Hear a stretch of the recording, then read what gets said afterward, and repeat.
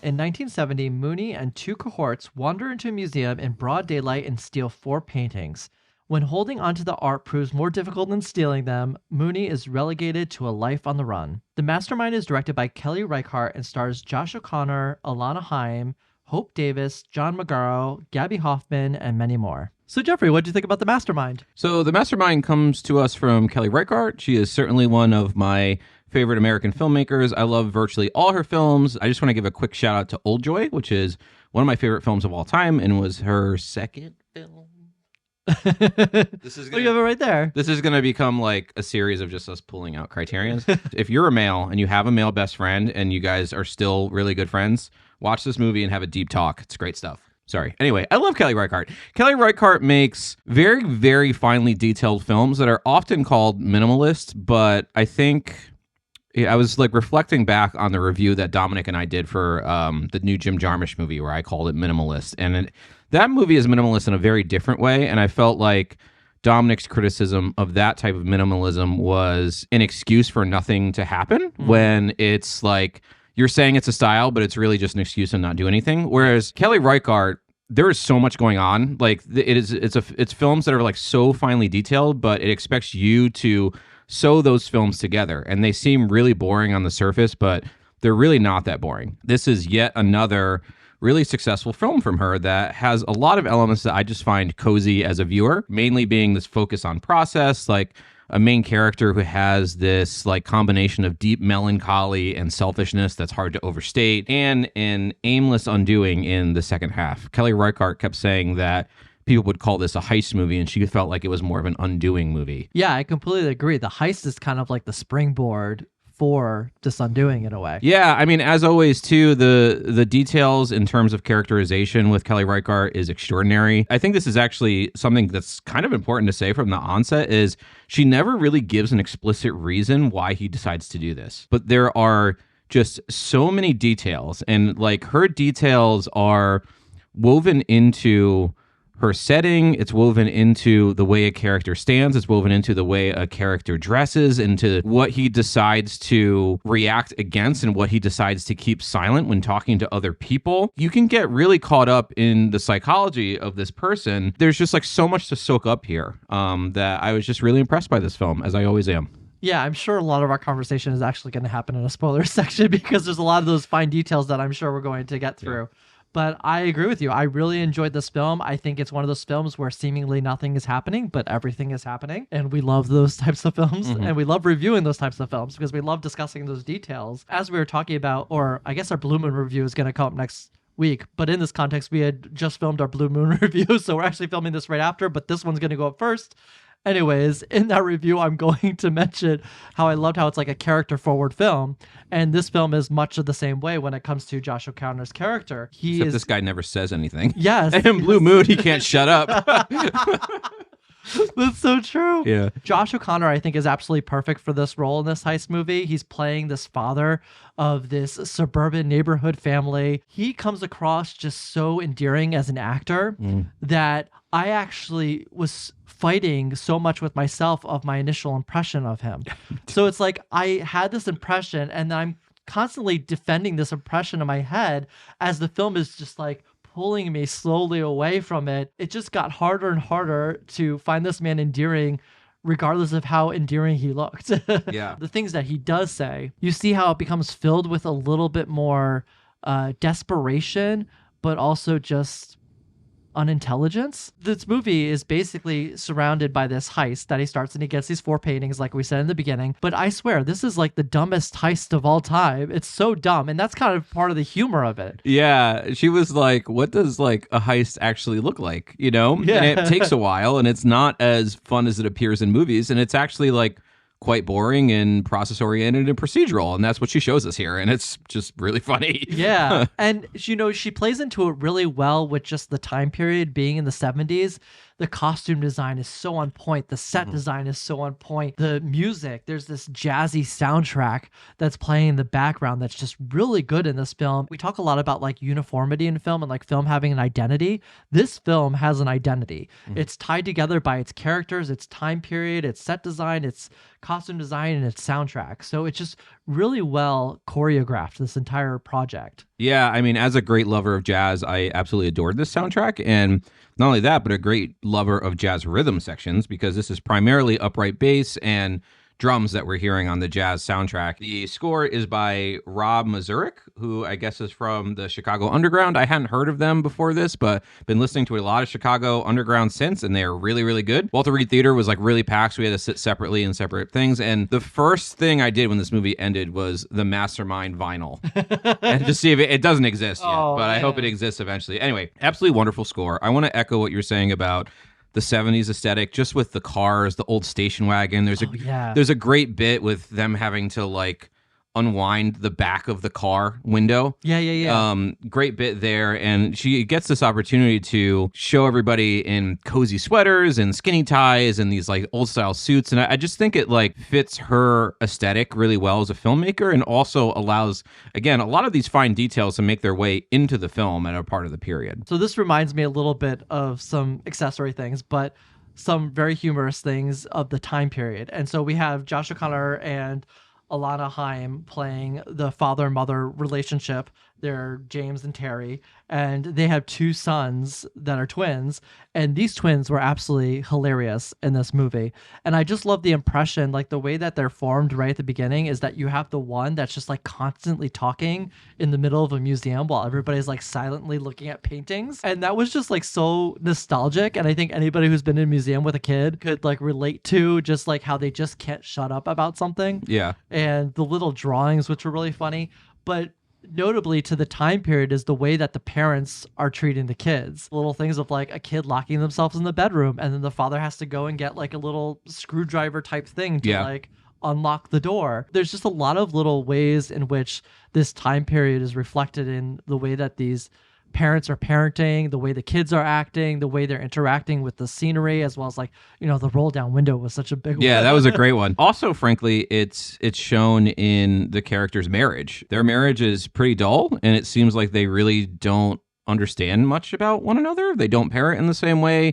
Like they barely speak to each other about anything that isn't like a practical child concern. It really seems like O'Connor's character is trying to offload his kids in like any context. Yeah. It's a pretty sad portrait of a marriage, but at the same time, I think it's very true of like that generation, that they often got married really young. They got married to somebody that was around that they didn't know that well, and they were just thinking about building like a suburban middle class life and little else. And that's a really good portrait of that in this film. Yeah, and they have no comprehension of how to like de-escalate a conversation and an argument, so they're just constantly yelling at their kids and just threatening them.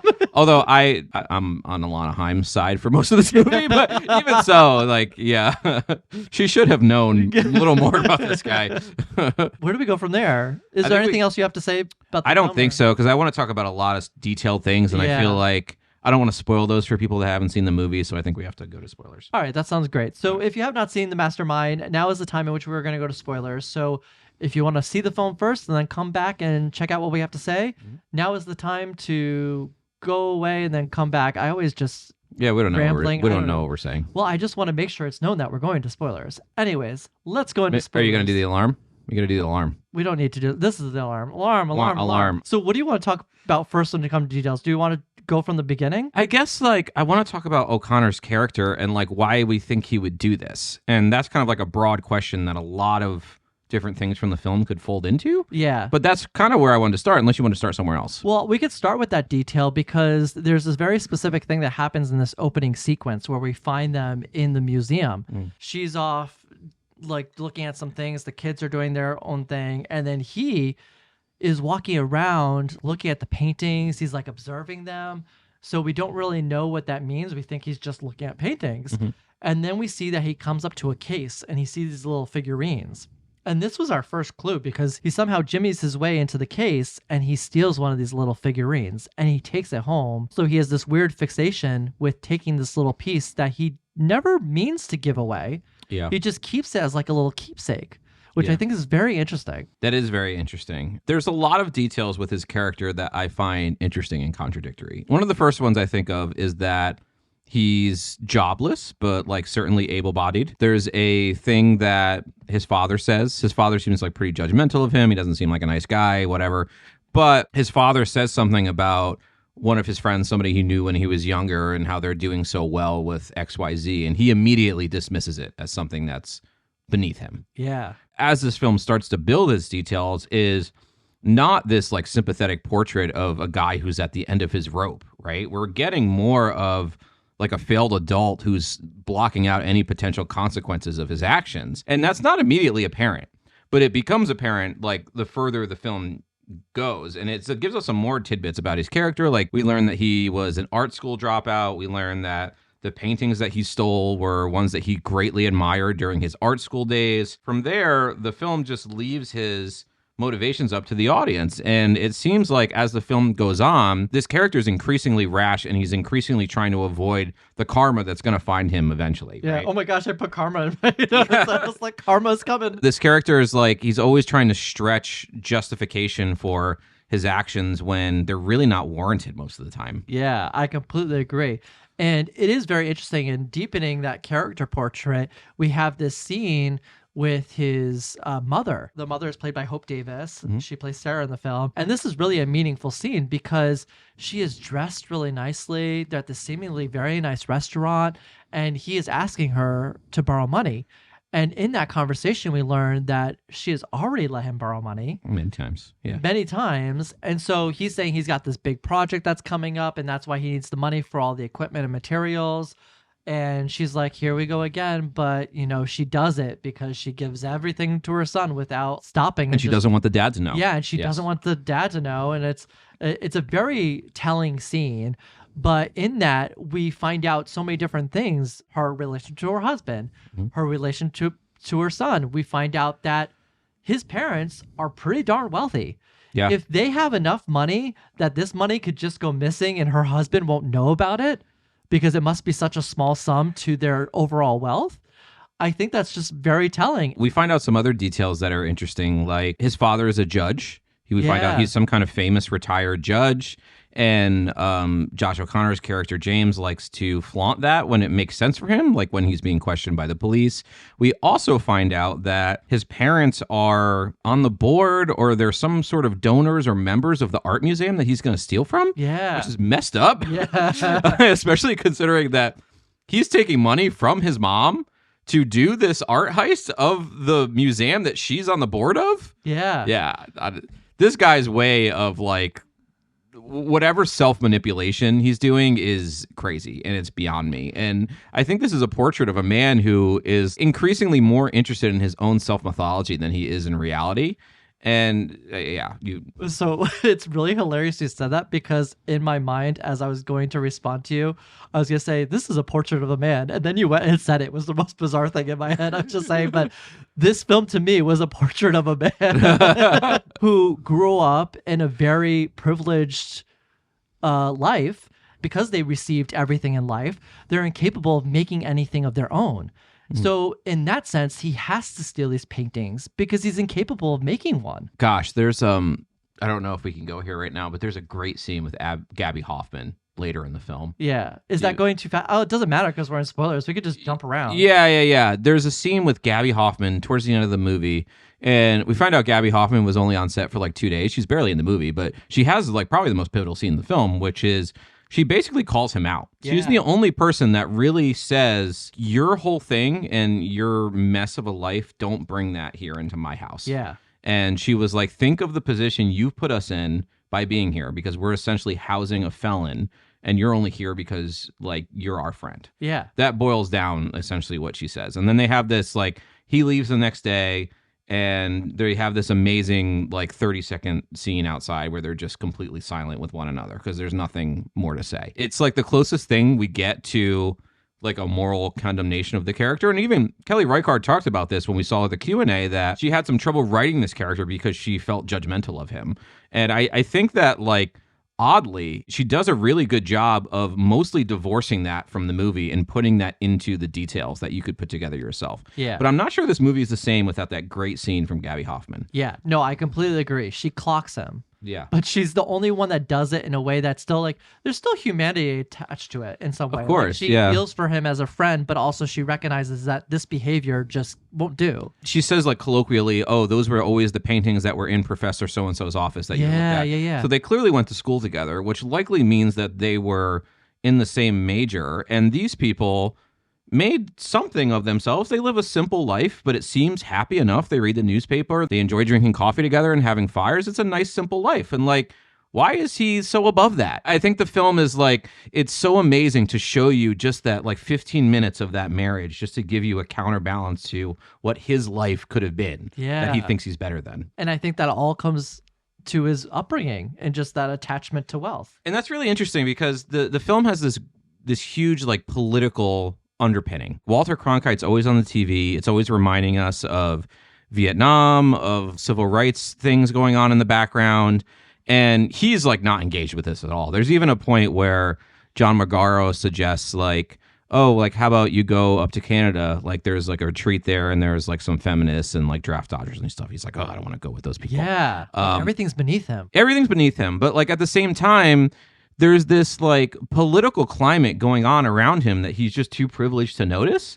And it's a really amazing portrait of a privileged person that like can't find their way or like be bothered to think about important subjects until those subjects catch up with them, which it quite literally does at the end of this film. But there's like a great scene that shows this symbolically in like a very Kelly Reichardt way, where Walter Cronkite is on TV, so the news is across the way from him in an apartment building, and he finds two old shirts in the closet where he's staying, and he hangs them up almost like a curtain. So he's like literally like burying his head in the sand, or maybe burying his head into these two shirts that he's using as a curtain to not listen to world events.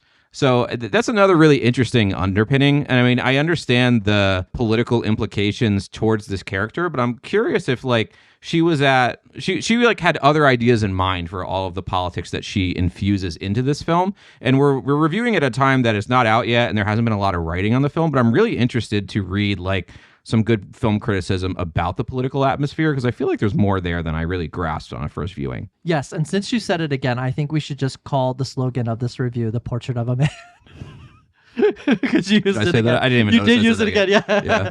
So the portrait of a man. Anyways, I want to talk about a couple things. These are going to be a little bit random, but I want to talk about a couple of scenes.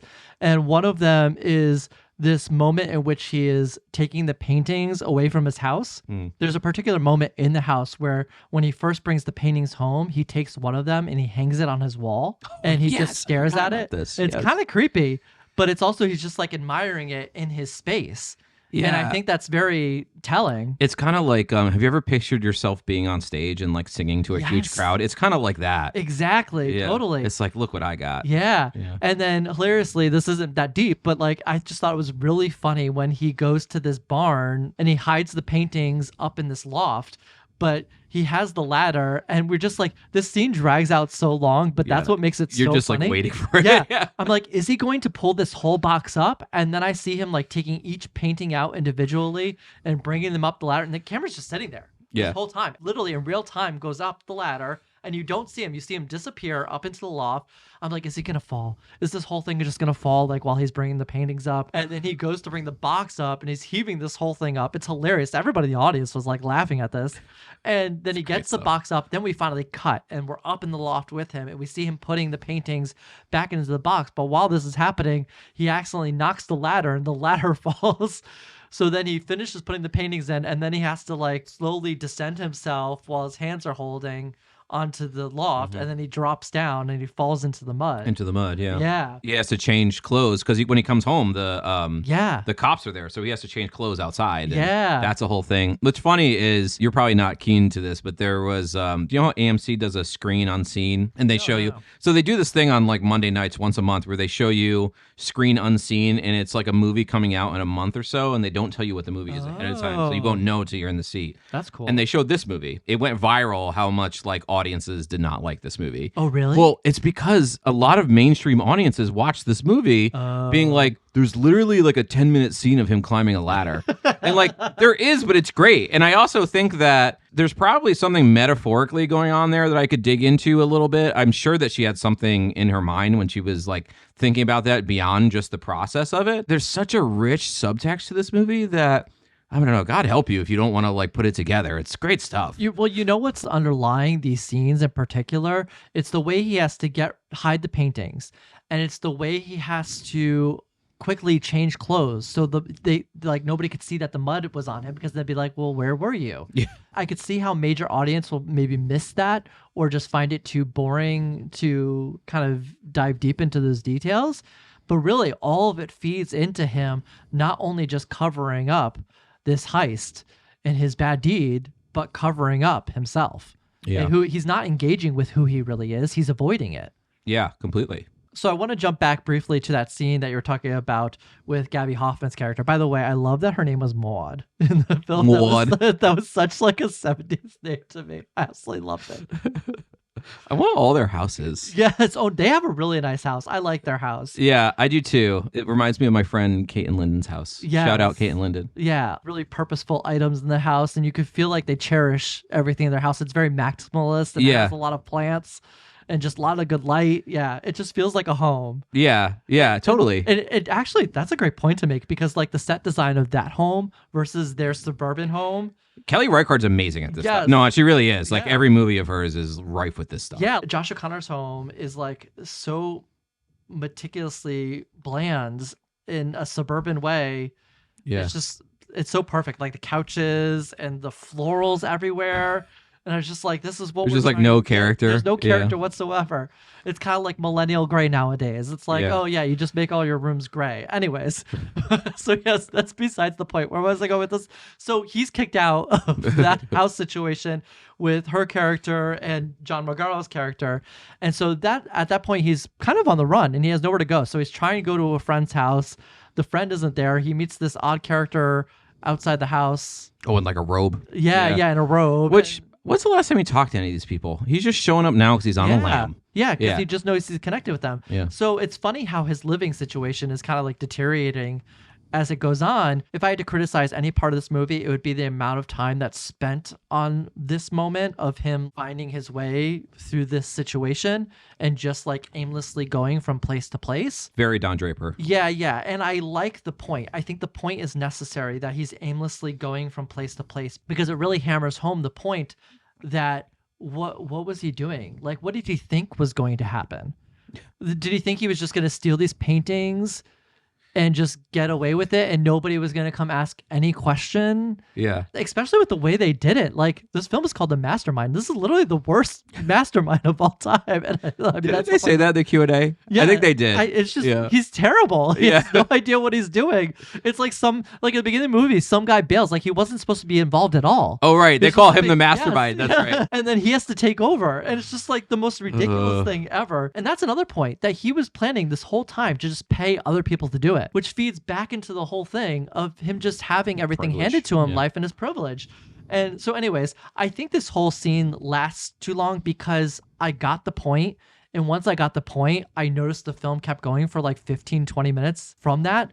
And I was just like, okay, I get it. Let's move on. But I think the aimlessness,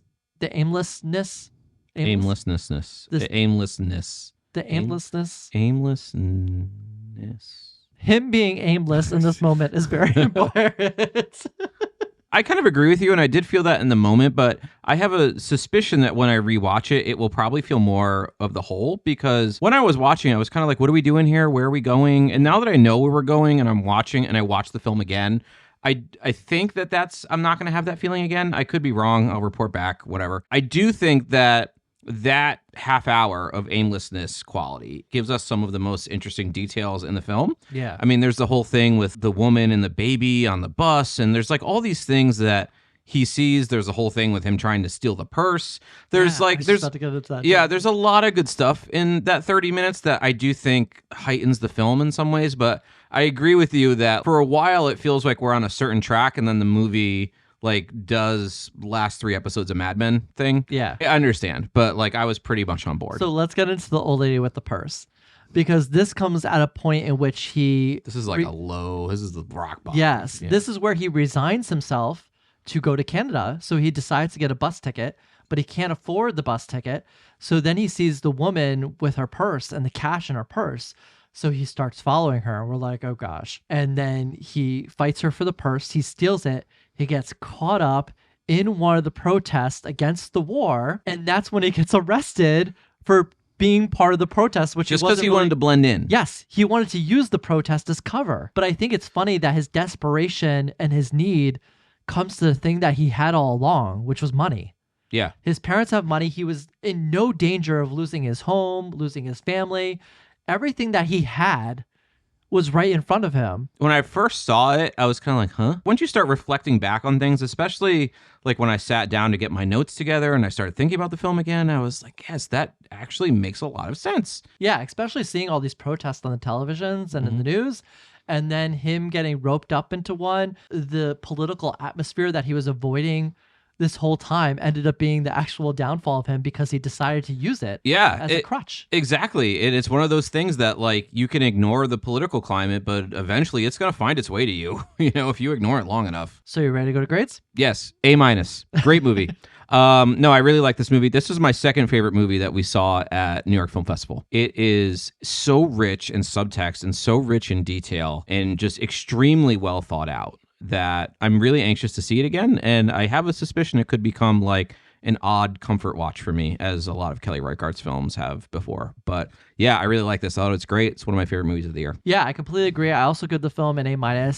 It is a wonderful and harrowing portrait of a man that I think, unfortunately, and I think this might be one of the reasons Kelly Reichardt made this movie at this point in time, is that I think it has a lot of parallels with a lot of people in higher power nowadays that come from rich, wealthy families that have a lot of privilege, feel like they can have anything they want in life, and they choose to do bad things and then constantly run away from the person that they really are and the things that they've done, because they just grew up with so much privilege. I really love the film. I loved all the details. I think this is a film that if you don't like a slow burn, you will not like this movie. If you are a person that really likes diving into character and these very little nuances, like these very little particular details that you have to really pay attention to and look out for, you will really like this movie. Take the art heist out of it.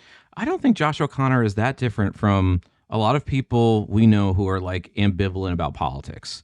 Like, we're in the middle class of people who they're not rich, but they don't need to worry about the political climate coming for them to one degree or another. The way that he engaged with the political atmosphere reminded me so much of people I know who are too comfortable to be bothered by it. All right, and that's it for our review of The Mastermind. The Mastermind is currently in theaters and will be streaming on Mubi later this year. Let us know in the comments, what did you think about this film? As always, thank you guys for watching, and we'll see you next time.